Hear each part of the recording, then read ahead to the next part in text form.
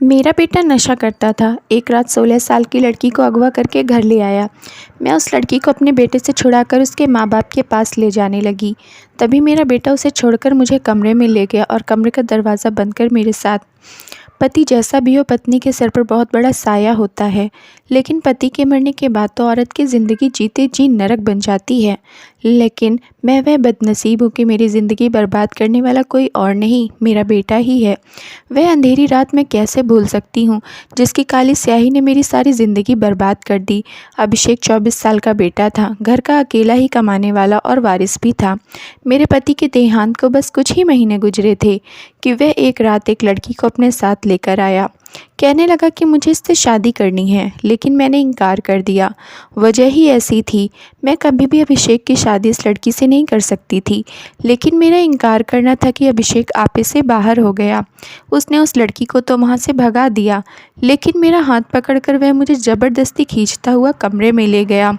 मेरी जान उस वक्त फना हुई जब उसने मुझे बेड पर पटक कर कमरे की कुंडी लगाई। कहने लगा, आज तुम्हें तुम्हारे इनकार की वह सज़ा दूंगा कि दुनिया वालों के सामने मुंह छुपाती फिरोगी। इसकी इस बात का मतलब समझकर मेरा गम और गुस्से से बुरा हाल था। मैंने कहा, शर्म करो, मैं माँ हूँ तुम्हारी। लेकिन उसने मेरी बात नहीं मानी और फिर मेरे साथ। वह मंजर सुनकर आपकी रूह कांप जाएगी। अभिषेक मेरे पति का इकलौता बेटा था। मेरे पति ने उसके अब तक सारे नखरे उठाए थे, इसलिए बदतमीज़ी उसके रग रग में कूट कूट कर भरी थी।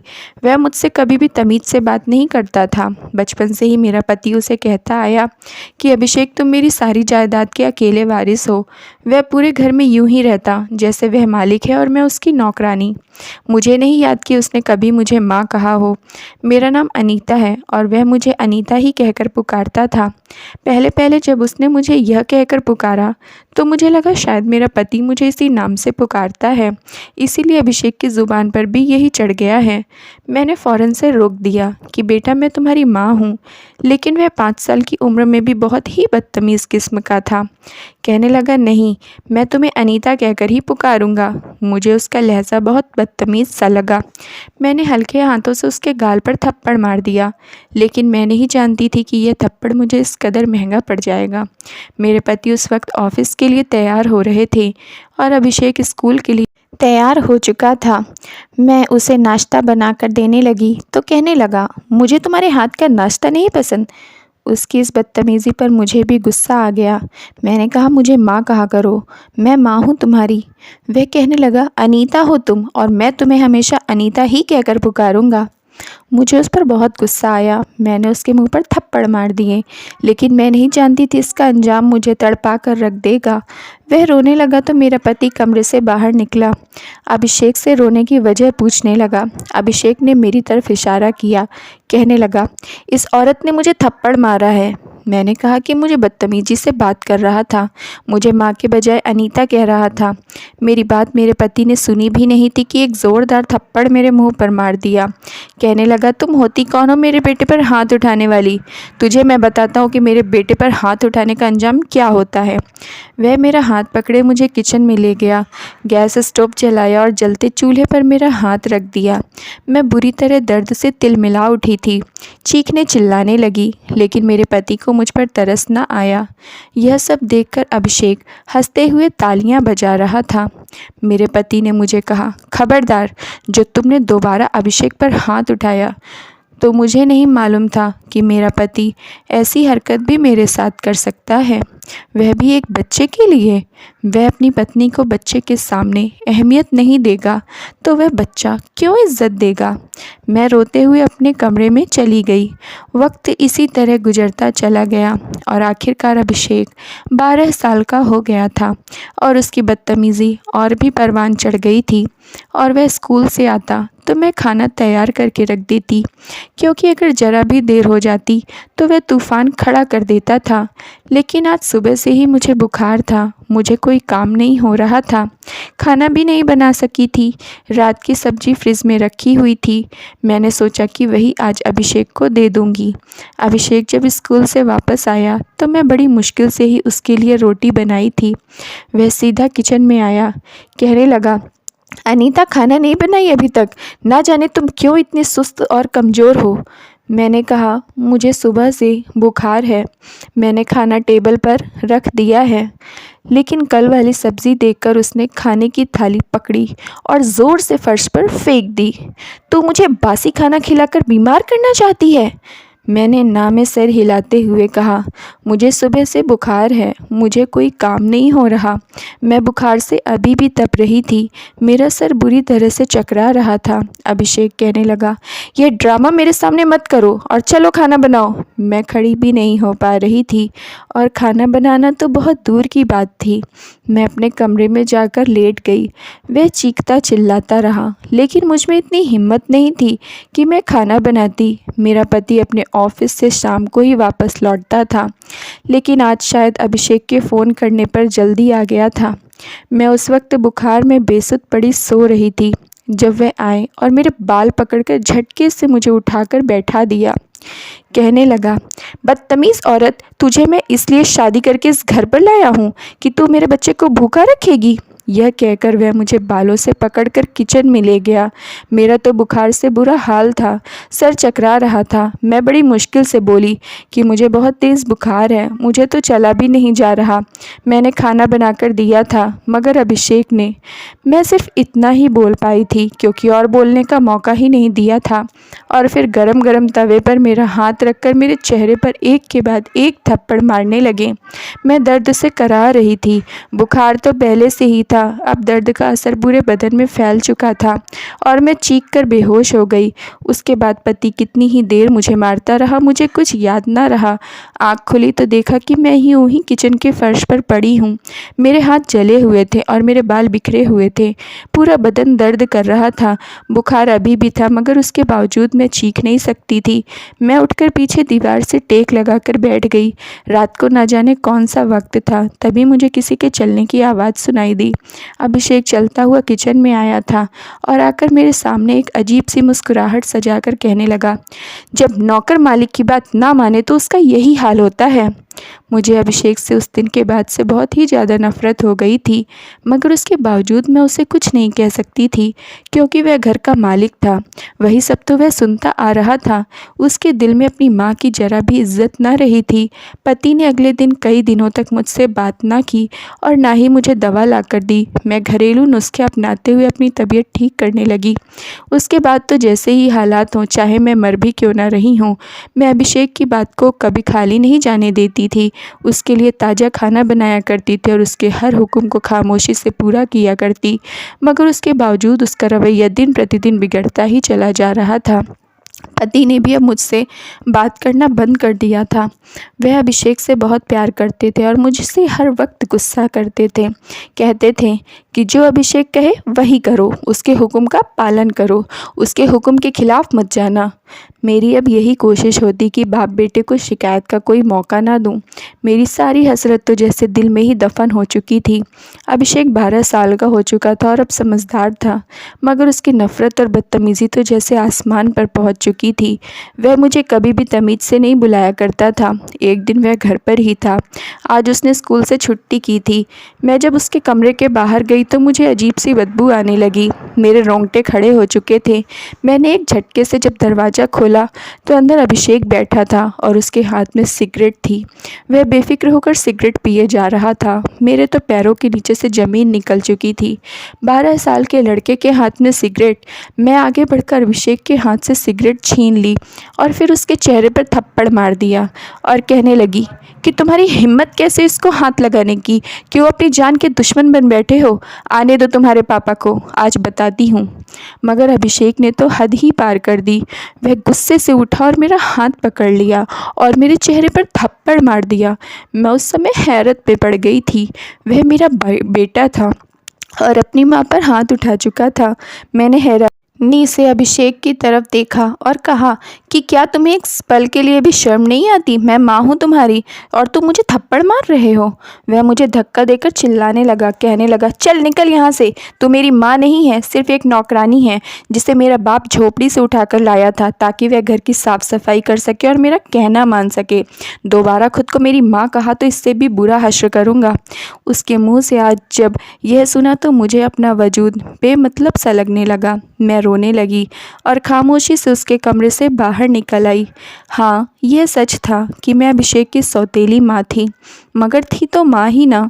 उसे पाल पोस कर इस उम्र तक पहुँचाया था, मगर आज उसने मुझे बेइज्जत कर दिया था। मुझे आज भी वह रात याद थी जब मेरी माँ ने मुझे विदा करके अभिषेक के पापा के साथ भेजा था। मेरा ताल्लुक़ बहुत ही गरीब घराने से था। अभिषेक के पापा जैसे शख्स का रिश्ता आना ही मेरी माँ के लिए खुशी से कम ना था, क्योंकि मेरे पति अच्छी नौकरी करते थे।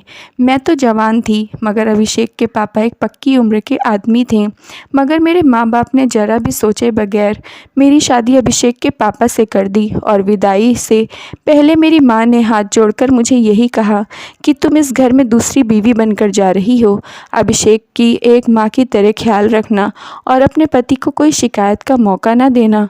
यह ना हो कि कल को तुम पर कोई बात हो और वह तुम्हें घर से निकाल दे। इसलिए यह बात हमेशा अपने दिमाग में रखना बेटी कि तुम्हारा बाप एक मज़दूर है, उसके सर पर तुम्हारे बाद और बेटियों का भी बोझ है। माँ की नसीहत पल्लू से बांधकर यहाँ तक आ चुकी थी और शादी की रात मैं दुल्हन बनी अपने पति का इंतज़ार कर रही थी, तो वह कमरे में आते ही नहीं हैं, क्योंकि अभिषेक उनसे बिना वजह की ज़िद करके अपने पास रोक लेता है। जब वह कुछ देर के लिए मेरे पास आए और हमने कुछ बातें की, तो अचानक से अभिषेक दरवाज़ा खोलकर अंदर दाखिल हो गया और ज़िद करते हुए अपने पापा को अपने साथ ले गया। मुझे मेरे पति ने कभी यह नहीं कहा कि तू मेरी बीवी है और यह घर तुम्हारा है, तुम इस घर की मालकिन हो। उसने कहा, यह घर और मेरा सब कुछ अभिषेक का है, वह घर का मालिक है। आज इस मालिक ने मुझे मेरी अपनी हैसियत दिखा दी थी। शाम को जब अभिषेक के पापा आए तो मैं अभिषेक की हरकत के बारे में उन्हें साफ लफ्ज़ों में बताया। अभिषेक तो उनके सामने साफ मुँह कर गया और कहने लगा कि पापा ऐसा कुछ नहीं है, यह जानबूझकर मुझे बस आपकी नज़रों में गिराना चाहती है, वरना मैं क्या सिगरेट पीऊँगा। अभिषेक के पापा को शक हुआ। उन्होंने उसके कमरे की तलाशी भी ली, मगर वहाँ से कुछ भी नहीं मिला। उल्टा वह मुझ पर ही गुस्सा करने लग गए और कहने लगे कि अगली बार मेरे बेटे के खिलाफ़ बात करने से पहले 100 बार सोच लेना। मैं तुम्हें अपने बेटे की देखभाल के लिए ही यहाँ लाया था और फिर तुम्हें इस घर से निकालने में 1 मिनट की भी देरी नहीं करूँगा। मैं तो डर के मारे हैरान हो चुकी थी। आखिर करती भी क्या? अभिषेक को इसके हाल पर छोड़ देती तो वह और भी बर्बाद हो जाता। वक्त यूं ही तेज़ी से गुजरता गया और अभिषेक बड़ा होता गया। वह तो मुझे तू कहकर बुलाया करता और कभी कभी तो नौकरानी भी कहकर मुझे अपने सारे काम करवाया करता। पति को भी अब मुझसे कोई ख़ास फ़र्क नहीं पड़ता था। मैं तो बस नौकरानी बनकर ही रह चुकी थी। अभिषेक जब 17 साल का था कि मैं पेट से हो गई, उस दिन तो मेरी खुशी का कोई ठिकाना ही ना रहा। मेरी गोद भर गई थी, मगर मेरा अपना बच्चा हो जाता तो शायद मेरे पति के दिल में भी मेरी अहमियत बढ़ जाती। यह सोचकर मैं खुश हो गई थी। यह खबर सुनकर मेरा पति भी खुश था। उसका रवैया मेरे प्रति अच्छा हो गया था, लेकिन यह बात अभिषेक से बर्दाश्त नहीं हुई। लेकिन मैंने उसकी परवाह नहीं की। मैं जानती थी कि वह किस कदर जलता है। मुझे डॉक्टर बेड रेस्ट के लिए मशवरा दिया था, लेकिन फिर भी मैं खाना खुद ही बनाती थी।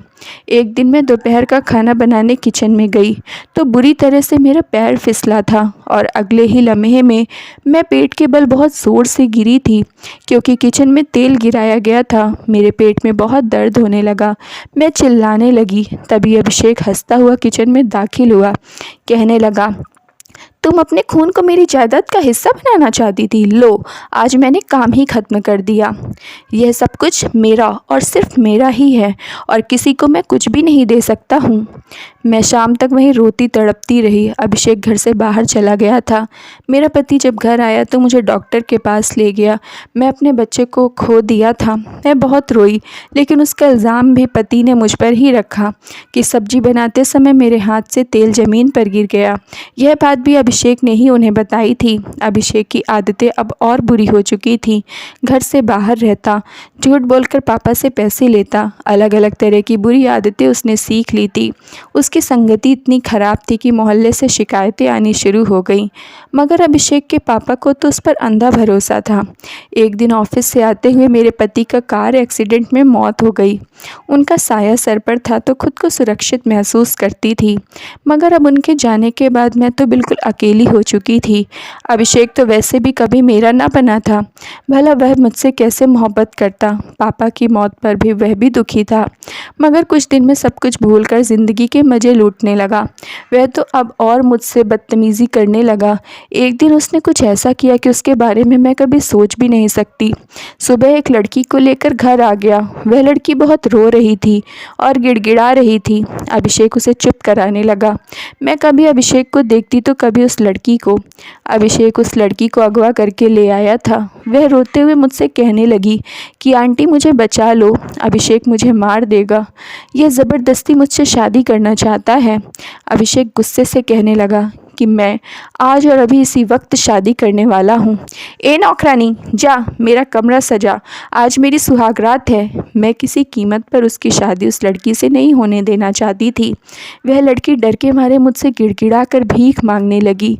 वह मासूम लड़की अभिषेक के साथ कॉलेज में पढ़ती थी, गरीब बाप की बेटी थी। अभिषेक का दिल उस लड़की पर आ गया और वह उसे मनाने लगा, लेकिन जब वह लड़की उसके झांसे में नहीं आई तो आज वह ज़बरदस्ती उसे उठाकर घर ले आया था।